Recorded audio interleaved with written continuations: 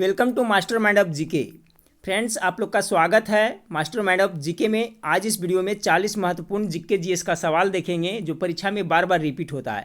Lady constable Bihar police के लिए काफ़ी मददगार होगा फ्रेंड्स। ये सवाल इसी टाइप का आपका क्वेश्चन पूछा जाएगा, क्वेश्चन का लेवल यही रहेगा, इसलिए पूरा वीडियो जरूर देखें, एक भी प्रश्न को स्किप ना करें। एक बात और मैं बताना चाहूँगा फ्रेंड्स कि इस वीडियो के नीचे डिस्क्रिप्शन में आपका मेरा वेबसाइट का लिंक दिया हुआ है, वहाँ पर जा करके आप कम से कम फ्रेंड्स 1000 क्वेश्चन का प्रैक्टिस सेट देख सकते हैं। सभी है जो प्रैक्टिस सेट बाय सेट दिया हुआ है और इसका का आंसर है जो हाइड किया हुआ है। ठीक है फ्रेंड्स, तो आप वहाँ पर जा करके एग्जाम के पहले एक बार जरूर सभी प्रैक्टिस सेट को देख लें, इससे आपका तैयारी का लेवल पता चलेगा। ठीक है फ्रेंड्स, तो चलिए वीडियो को शुरू करते हैं। अभी तक लाइक नहीं किए हैं वीडियो को तो वीडियो को लाइक कर दिए। देखिए फ्रेंड्स, ये जो प्रश्न है सभी वो लेडी कांस्टेबल बिहार पुलिस के साथ साथ जो भी एग्जाम आने वाला है फ्रेंड्स सभी के लिए महत्वपूर्ण है, इसलिए सभी लोग यह प्रैक्टिस सेट देखें। तो चलिए फ्रेंड्स, इस वीडियो का पहला प्रश्न को देखते हैं। पहला प्रश्न है कि जिन वस्तुओं का उपयोग साथ साथ किया जाता है उन्हें कहा जाता है, क्या कहा जाता है। देखिए ऐसा प्रश्न बार बार रिपीट होता है फ्रेंड्स एग्जाम में। जिन वस्तुओं का उपयोग साथ साथ किया जाता है उन्हें कहा जाता है, तो क्या कहा जाता है। इसका राइट आंसर हो जाएगा ऑप्शन नंबर बी, उसे पूरक वस्तुएं कहा जाता है। एक देखिए इकोनॉमिक्स का प्रश्न था फ्रेंड्स। चलिए सवाल नंबर 2 को देखें। सवाल नंबर 2 है कि किस पंचवर्षीय योजना काल में 14 बैंकों का राष्ट्रीयकरण किया गया था। तो कौन सा पंचवर्षीय योजना था फ्रेंड्स, तो इसका राइट आंसर हो जाएगा ऑप्शन नंबर बी, चौथी पंचवर्षीय योजना में।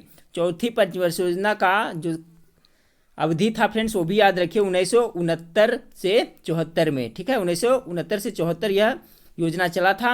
और ये डेट भी याद रखें कि 14 बैंकों का जो राष्ट्रीयकरण किया गया था, कब किया गया था, तो 19 जुलाई 1969 ईस्वी को 14 बैंकों का राष्ट्रीयकरण किया गया था। तो ये भी सवाल पूछा जाता है, इसे भी याद रखिएगा। तो यहाँ सवाल था आपका कि किस पंचवर्षीय योजना काल में 14 बैंकों का राष्ट्रीयकरण किया गया था, तो इसका राइट आंसर हो जाएगा ऑप्शन नंबर बी, चौथी पंचवर्षीय योजना। चलिए सवाल नंबर 3 को देखें। सवाल नंबर 3 है कि चश्मे के लेंस किस कांच से बनाए जाते हैं। तो चश्मे का लेंस है जो किससे बनाया जाता है फ्रेंड्स। ऑप्शन ए में फ्लिंट कांच, बी में पायरेक्स कांच, सी में क्रूक्स कांच और डी में मृत कांच। इसका राइट आंसर हो जाएगा ऑप्शन नंबर सी, क्रूक्स कांच का बनाया जाता है। ठीक है, चश्मे का लेंस क्रूक्स कांच का बनाया जाता है। सवाल नंबर 4 को देखें। सवाल नंबर 4 है फ्रेंड्स कि मोपला विद्रोह के मुख्य नेता कौन थे। तो मोपला विद्रोह के जो मुख्य नेता था फ्रेंड्स, ऑप्शन नंबर 20 का बिल्कुल राइट आंसर हो जाएगा अली मुसलियार। ठीक है, अली मुसलियार थे जो मोपला विद्रोह के नेता थे। मोपला विद्रोह कब हुआ था, कहाँ हुआ था, वो भी याद रखिए फ्रेंड्स। मोपला विद्रोह है जो 1921 ईस्वी में हुआ था और ये मालबार तट पर हुआ था। इसके नेता कौन थे, तो अली मुसलियार थे। तो बहुत ही महत्वपूर्ण सवाल है फ्रेंड्स, याद रखें। देखिए इसी टाइप का प्रश्न है जो लेडी कांस्टेबल बिहार पुलिस है उसमें पूछा जाएगा। ठीक है फ्रेंड्स, तो चलिए अगला सवाल को देखिए। सवाल नंबर 5 है कि सबसे पहली धातु जिसका मानव ने प्रयोग किया था। तो किस धातु का प्रयोग मानव ने सर्वप्रथम किया था, गेस करते चलिएगा फ्रेंड्स। ऑप्शन ए में लोहा, बी में तांबा, सी में कांसा और डी में चांदी। तो सवाल नंबर 5 का जो राइट आंसर हो जाएगा ऑप्शन नंबर बी हो जाएगा, सबसे पहले तांबा का प्रयोग किया था। सवाल नंबर 6 को देखें। सवाल नंबर 6 है किस विटामिन को हार्मोन माना जाता है। तो गेस करें इसका राइट आंसर क्या होगा, किस विटामिन को हार्मोन कहा जाता है या माना जाता है। तो ऑप्शन नंबर डी इसका बिल्कुल राइट आंसर हो जाएगा, विटामिन डी को हार्मोन भी माना जाता है। सवाल नंबर 7 को देखें। मुखौटा नृत्य किस राज्य के लोक नृत्य है। तो गेस करें फ्रेंड्स इसका राइट आंसर क्या होगा। तो मुखौटा नृत्य है जो आपका अरुणाचल प्रदेश का लोक नृत्य है। ऑप्शन नंबर डी इसका बिल्कुल राइट आंसर हो जाएगा। चलिए सवाल नंबर 8 को देखें। हाँ फ्रेंड्स, तो सवाल नंबर 8 को देखें। आदि ब्रह्म समाज की स्थापना कब हुई थी। तो गेस करिए फ्रेंड्स इसका राइट आंसर क्या होगा। एक ब्रह्म समाज है फ्रेंड्स, एक आदि ब्रह्म समाज है। तो पहले देख लेते हैं आदि ब्रह्म समाज की स्थापना कब हुई थी। तो इसका जो राइट आंसर हो जाएगा ऑप्शन नंबर गेस करें बी हो जाएगा, 1866 ईस्वी में। किसने किया था फ्रेंड्स, तो केशव चंद्र सेन ने किया था आदि ब्रह्म समाज की स्थापना। ठीक है, जबकि ब्रह्म समाज की स्थापना, सिर्फ ब्रह्म समाज की स्थापना पूछा जाए तो 1828 ईस्वी में किसने किया था, तो राजा राम मोहन राय ने ब्रह्म समाज की स्थापना किया था। जबकि आदि ब्रह्म समाज की स्थापना केशव चंद्र सेन ने 1866 ईस्वी में किया था। ठीक है फ्रेंड्स, देखिए यहाँ नोट्स में लिखा हुआ है आदि ब्रह्म समाज की स्थापना। देखिए टाइपिंग में मिस्टेक हुआ फ्रेंड्स, यहाँ केशव चंद्र सेन हो जाएगा। केशव चंद्र सेन ने 1866 ईस्वी में किया था। तो दोनों याद रखें फ्रेंड्स, 1866 में आदि ब्रह्म समाज की स्थापना और 1828 ईस्वी में ब्रह्म समाज की स्थापना राजा राम मोहन राय के द्वारा किया गया था। तो चलिए सवाल नंबर 9 को देखें। सवाल नंबर 9 है, काफ़ी महत्वपूर्ण सवाल है फ्रेंड्स, कि विधवा पुनर्विवाह अधिनियम किसके शासन काल में क्रियान्वित किया गया। बहुत ही महत्वपूर्ण सवाल है फ्रेंड्स, गेस करें कि विधवा पुनर्विवाह अधिनियम किसके शासन काल में क्रियान्वित किया गया था। तो सवाल नंबर 9 का राइट आंसर हो जाएगा option number B, Lord Canning इसका बिल्कुल राइट आंसर होगा। सवाल नंबर 10 को देखें, भीतरी स्तंभ अभिलेख किस शासक से संबंधित है। बहुत बार एग्जाम में रिपीट हुआ फ्रेंड्स, गेस करें इसका राइट आंसर क्या होगा। भीतरी स्तंभ अभिलेख किस शासक से संबंधित है। सवाल नंबर 10 का राइट आंसर हो जाएगा ऑप्शन नंबर बी, स्कंदगुप्त से संबंधित है। नोट्स में देखिए लिखा हुआ है फ्रेंड्स, स्कंदगुप्त के भीतरी स्तंभ अभिलेख से हूनों के आक्रमण का पता चलता है। देखिए ये भी प्रश्न पूछा जाता है फ्रेंड्स कि किसके अभिलेख से आपका हूनों का आक्रमण के बारे में पता चलता है, हूनों ने जो आक्रमण किया था। तो यही स्कंदगुप्त के भीतरी स्तंभ अभिलेख से पता चलता है कि हूनों ने भारत पर आक्रमण किया था। तो यहाँ सवाल था भीतरी स्तंभ अभिलेख किस शासक से संबंधित है, तो स्कंदगुप्त से संबंधित है। चलिए सवाल नंबर 11 को देखें कि छाया में, यहाँ टाइपिंग मिस्टेक हुआ फ्रेंड्स, छाया में पनपने वाले पौधे को क्या कहते हैं। तो छाया में जो पौधे पनपते हैं उसे क्या कहा जाता है। तो गेस करें इसका राइट आंसर क्या होगा। छाया में पनपने वाले पौधे को क्या कहते हैं। इसका राइट आंसर हो जाएगा फ्रेंड्स ऑप्शन नंबर बी, सियोफाइट्स कहा जाता है। क्या, सियोफाइट्स कहा जाता है। जो पौधे छाया में पनपते हैं उसे सियोफाइट्स कहा जाता है। सवाल नंबर 12 को देखें, निम्नलिखित में से कौन सी अदिश राशि है। गेस करें फ्रेंड्स, बल, वेग, त्वरण, दाब। तो देखिए फ्रेंड्स, बल है जो आपका सदिश राशि है, वेग भी है जो सदिश राशि है, त्वरण भी है जो सदिश राशि है। तो ऑप्शन नंबर डी इसका बिल्कुल राइट आंसर हो जाएगा। दाब है जो अदिश राशि है। सवाल नंबर 12 का right answer option number D हो जाएगा। चलिए सवाल नंबर 13 को देखिए। सवाल नंबर 13, तेल का एक बैरल निम्न में से लगभग कितना होता है। देखिए फ्रेंड्स, ये भी प्रश्न बहुत बार पूछा गया है, एक बैरल बराबर कितना लीटर होता है। तो गेस करें, इसका राइट आंसर हो जाएगा फ्रेंड्स ऑप्शन नंबर बी हो जाएगा 159 लीटर, यानी तेल का एक बैरल इक्वल टू 159 लीटर होता है। सवाल नंबर 14 को देखिए, फायदोमीटर का उपयोग किसके नापने के लिए किया जाता है। तो फायदोमीटर के उपयोग किसका नापने के लिए किया जाता है फ्रेंड्स। गेस करें, भूकंप, वर्षा, ध्वनि की तीव्रता, समुद्र की गहराई। ऑप्शन नंबर डी इसका बिल्कुल राइट आंसर हो जाएगा। समुद्र की गहराई फायदोमीटर से मापा जाता है। ठीक है, सवाल नंबर 14 का right answer option number D हो गया।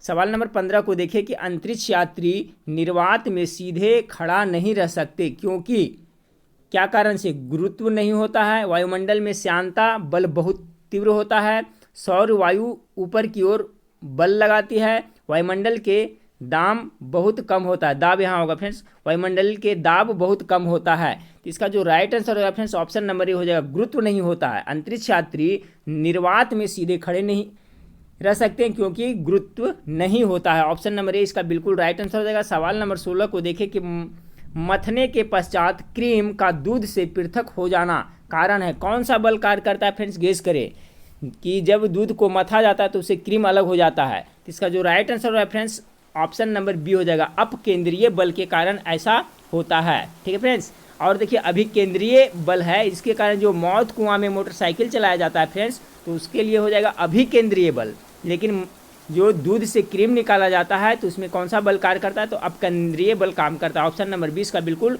राइट आंसर हो जाएगा। साथ ही साथ याद रखिएगा फ्रेंड्स, मौत कुआं में जो मोटरसाइकिल चलाता है किस बल के कारण, तो अभिकेंद्रीय बल के कारण। चलिए सवाल नंबर 17 को देखें कि वस्तु की मात्रा बदलने पर अपरिवर्तित रहेगा। बहुत ही महत्वपूर्ण सवाल है। कोई भी वस्तु है उसकी अगर जो मात्रा में बदलते हैं तो क्या अपरिवर्तित रहेगा, तो आयतन, भार, द्रव्यमान या डी। तो इसका जो राइट आंसर होगा फ्रेंड्स घनत्व, घनत्व है जो अपरिवर्तित रहेगा। ऑप्शन नंबर डी इसका बिल्कुल राइट आंसर हो जाएगा। किसी वस्तु की मात्रा बदलने पर अपरिवर्तित क्या रहेगा, तो घनत्व यानी डेंसिटी अपरिवर्तित रहेगा। सवाल नंबर 18 को देखें कि ऐसा उपकरण जो रासायनिक ऊर्जा को विद्युत ऊर्जा में परिवर्तित करता है वह कहलाता है। तो कौन सा उपकरण है फ्रेंड्स जो रासायनिक केमिकल एनर्जी को इलेक्ट्रिसिटी एनर्जी में कन्वर्ट करता है, तो ऑप्शन नंबर ए इसका बिल्कुल राइट आंसर हो जाएगा। बैटरी है जो फ्रेंड्स रासायनिक ऊर्जा को विद्युत ऊर्जा में परिवर्तित करता है। सवाल नंबर 19 को देखें कि आरंभिक बौद्ध साहित्य किस भाषा में रचे गए थे। देखिए आरंभिक बौद्ध साहित्य पूछा जा रहा है फ्रेंड्स, तो आरंभिक बौद्ध साहित्य है जो किस भाषा में रचे गए थे, गेस करें, संस्कृत में, प्राकृत में, पाली में या अरेमेइक में। तो ऑप्शन नंबर सी इसका बिल्कुल राइट आंसर है, पाली में की गई थी। ठीक है फ्रेंड्स, याद रखिएगा।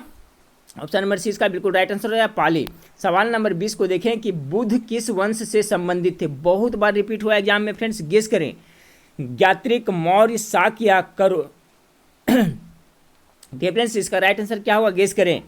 तो देखिए बुद्ध जो संबंधित थे फ्रेंड्स आपको शाक्य वंश से संबंधित थे, ठीक है। ऑप्शन नंबर सी इसका बिल्कुल राइट आंसर हो जाएगा। बुद्ध किस वंश से संबंधित थे, तो शाक्य वंश से संबंधित थे। अगर महावीर का पूछा जाए फ्रेंड्स, तो महावीर भगवान थे जो ज्ञात्रिक कुल से आते थे, ठीक है। महावीर भगवान है जो ज्ञात्रिक कुल से आते थे, जबकि बुद्ध भगवान है जो शाक्य वंश के अंतर्गत आते थे। तो ऑप्शन नंबर सी इसका बिल्कुल राइट आंसर हो जाएगा, शाक्य। चलिए सवाल नंबर 21 को देखें। सवाल नंबर 21 है कि भारत में जैन धर्म के वास्तविक संस्थापक किसे माना जाता है। इसका आंसर गेस करें फ्रेंड्स, आप लोग का आंसर सही होता है या गलत होता है।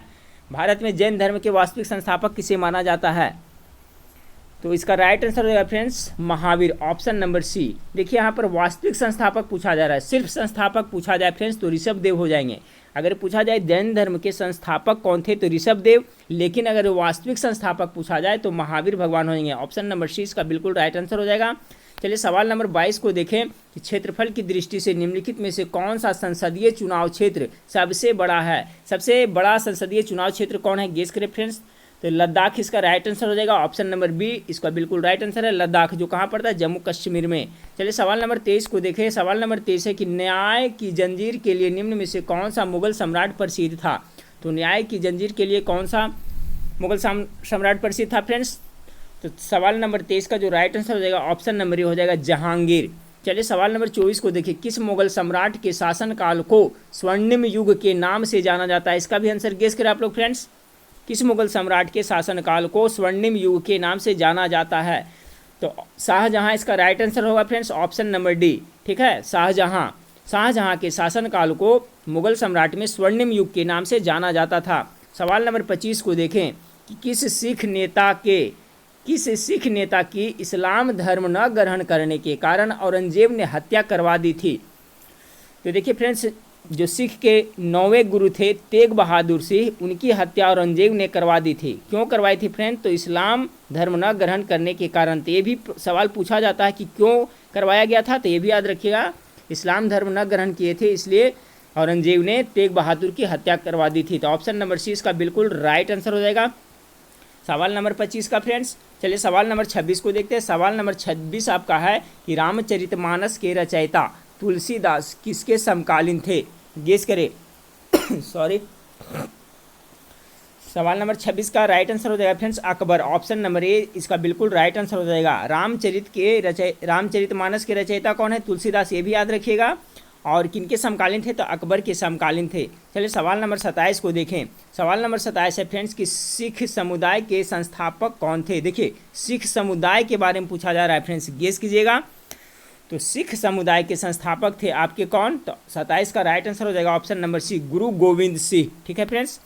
देखिए सिख समुदाय या अथवा दल खालसा, सिख समुदाय को ही दल खालसा कहा जाता है। जब इसके बारे में पूछा जाए तो गुरु गोविंद सिंह हो जाएंगे फ्रेंड्स। जबकि अगर जो पूछा जाए आपका कि सिख धर्म की स्थापना किसने किया था, तो गुरु नानक हो जाएंगे, ठीक है फ्रेंड्स। और ये कब किए थे आपका सिख समुदाय यानी दल खालसा की स्थापना, तो 1699 ईस्वी में किया था किसने, तो गुरु गोविंद सिंह ने। तो याद रखें फ्रेंड्स, दोनों प्रश्न को याद रखें। सिख समुदाय अथवा दल खालसा के संस्थापक कौन थे, तो आपका गुरु गोविंद सिंह थे। कब किए थे, तो 1699 ईस्वी में। लेकिन सिख धर्म के संस्थापक कौन है, तो सिख धर्म के संस्थापक पूछा जाएगा तो फिर तो गुरु नानक हो जाएगा। लेकिन सिख समुदाय के संस्थापक कौन थे, तो गुरु गोविंद सिंह। चलिए सवाल नंबर 28 को देखिए। पुनर्जागरण आंदोलन सबसे पहले कहाँ शुरू हुआ था। सबसे पहले पुनर्जागरण किस देश में हुआ था फ्रेंड्स, तो इसका जो राइट आंसर हो जाएगा इटली, यानी ऑप्शन नंबर 20 का बिल्कुल राइट आंसर हो जाएगा। इटली में सर्वप्रथम पुनर्जागरण हुआ था। चलिए सवाल नंबर 29 को देखिए। फ्रांसीसी क्रांति किस वर्ष हुई थी, यानी फ्रांस की क्रांति कब हुई थी फ्रेंड्स, गेस करें। तो इसका जो राइट आंसर हो जाएगा ऑप्शन नंबर सी 1789 ईस्वी में फ्रांस की क्रांति हुई थी। किसके शासनकाल में हुई थी फ्रेंड्स, तो लुई 16वां। याद रखिएगा, पूछा जाता है कभी कभी कि फ्रांस की क्रांति 1789 ईस्वी में जो हुई थी फ्रेंड्स, वो किसके शासनकाल में, तो लुई 16वां के शासनकाल में हुई थी, ये भी याद रखिएगा। चलिए सवाल नंबर 30 को देखें कि भारतीय रिजर्व बैंक करेंसी नोट जारी करता है, किस प्रणाली के अंतर्गत जारी करता है फ्रेंड्स, तो इसका जो राइट आंसर हो जाएगा फ्रेंड्स, गेस करें। नियत न्यूनतम प्रणाली के अंतर्गत भारतीय रिजर्व बैंक करेंसी नोट जारी करता है, यानी ऑप्शन नंबर सी इसका बिल्कुल राइट आंसर हो जाएगा। ठीक है, नियत न्यूनतम प्रणाली के अंतर्गत। चलिए सवाल नंबर 31 को देखते हैं। 31 देखें कि अंतर्राष्ट्रीय योग दिवस कब मनाया जाता है। देखिए गेस करें फ्रेंड्स, तो अंतर्राष्ट्रीय योग दिवस आपको 21 जून को मनाया जाता है। कब? 21 जून को अंतर्राष्ट्रीय योग दिवस मनाया जाता है। सवाल नंबर 32 को देखें, लाल कुर्ती नामक सेना का गठन किसने किया था। बहुत ही इंपॉर्टेंट प्रश्न है फ्रेंड्स। लाल कुर्ती किसने किया था फ्रेंड्स? गेस करें, मेजनी ने, गैरीबाल्डी ने, काउंट काबो ने या ट्रांस्की ने। तो इसका जो राइट आंसर होगा friends option number B, Garibaldi. लाल कुर्ती नामक सेना का गठन किसने किया था? तो गैरीबाल्डी। लेकिन फ्रेंड्स अगर जो रहे आपका लाल सेना रहेगा, सिर्फ इसमें कंफ्यूज होते हैं अक्सर विद्यार्थी, अगर जो लाल सेना का रहेगा तो लाल सेना का हो जाएगा आपका ट्रांस्की। ठीक है फ्रेंड्स, लेकिन लाल कुर्ती रहेगा तो इसका हो जाएगा आपका गैरीबाल्डी। तो याद रखिएगा, लाल सेना का ट्रांस्की और लाल कुर्ती का गैरीबाल्डी ने किया था। सवाल नंबर 32 का राइट आंसर हो जाएगा ऑप्शन नंबर बी, गैरीबाल्डी। चलिए सवाल नंबर 33 को देखें कि आलू किस कुल का पौधा है, यानी आलू का कुल पूछा जा रहा है फ्रेंड्स। तो आलू है जो आपका सोलेनेसी कुल का पौधा है। ऑप्शन नंबर सी इसका बिल्कुल राइट आंसर हो जाएगा। चलिए सवाल नंबर 34 को देखें कि निम्नलिखित में से कौन सी बीमारी विषाणु जनित है। विषाणु से होने वाला रोग कौन है फ्रेंड्स? गेस करें इसमें। तो देखिए टाइफाइड, टीबी, हैजा, हेपेटाइटिस। देखिए फ्रेंड्स ऊपर का ए बी सी तीनों है जो किससे होता है? तो ये सब होता है जो बैक्टीरिया से होता है, यानी जीवाणु से होता है। जबकि हेपेटाइटिस है जो वायरस यानी विषाणु से होता है। तो ऑप्शन नंबर डी इसका बिल्कुल राइट आंसर हो जाएगा। हेपेटाइटिस है जो विषाणु जनित रोग है। सवाल नंबर 35 को देखें कि भारतीय संविधान सभा में लक्ष्य प्रस्ताव किसने प्रस्तुत किया था। बहुत महत्वपूर्ण सवाल है फ्रेंड्स, गेस करें। भारतीय संविधान सभा में लक्ष्य प्रस्ताव किसने प्रस्तुत किया था? तो 35 का जो राइट आंसर हो जाएगा ऑप्शन नंबर बी हो जाएगा, जवाहरलाल नेहरू ने। चलिए सवाल नंबर 36 को देखें, किस पंचवर्षीय योजना का मुख्य उद्देश्य आर्थिक आत्मनिर्भरता थी। तो गेस करें फ्रेंड्स 36 का राइट आंसर क्या होगा। इसका जो राइट आंसर होगा फ्रेंड्स ऑप्शन नंबर डी, चतुर्थ पंचवर्षीय योजना का मुख्य उद्देश्य आर्थिक आत्मनिर्भरता थी। सवाल नंबर 36 का right answer option number D, चतुर्थ पंचवर्षीय योजना। चलिए सवाल नंबर 37 को देखें कि भारत में राज्यों के लिए राजस्व का सर्वाधिक महत्वपूर्ण स्रोत निम्नलिखित में से क्या है। ये भी वीवीआई प्रश्न है फ्रेंड्स, गेस करें कि भारत में राज्यों के लिए राजस्व का सर्वाधिक महत्वपूर्ण स्रोत निम्नलिखित में से क्या है। इसका राइट आंसर है ऑप्शन नंबर डी, बिक्री कर है। क्या है? बिक्री कर है। चलिए सवाल नंबर 38 को देखें।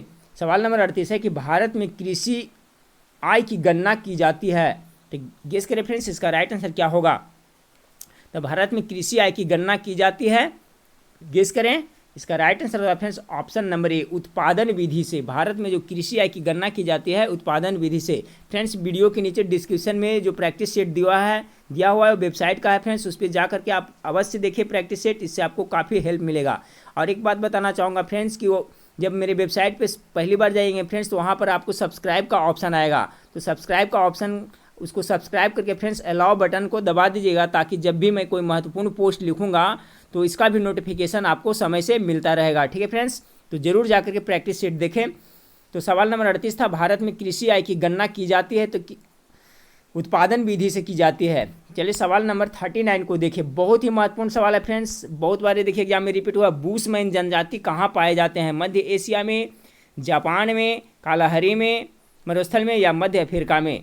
तो देखिए इसका राइट आंसर हो जाएगा ऑप्शन नंबर सी, कालाहारी मरुस्थल में आपका बूशमैन जनजाति पाया जाता है। और फ्रेंड्स आपका मध्य एशिया में जो जनजाति पाया जाता है उसको खिरगिज कहते हैं, वो भी याद रखिएगा।